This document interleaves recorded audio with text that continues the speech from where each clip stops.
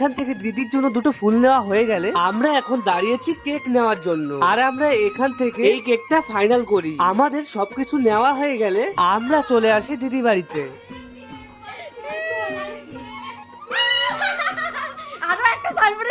আর দিদি বাড়িতে কিছুক্ষণ বসে থাকার পর দিদি কিন্তু আমাদের জন্য চা করে দিল। আর আমাদের চা খাওয়া হয়ে গেলে আমরা এখন বসে পড়ি কেক কাটার জন্য।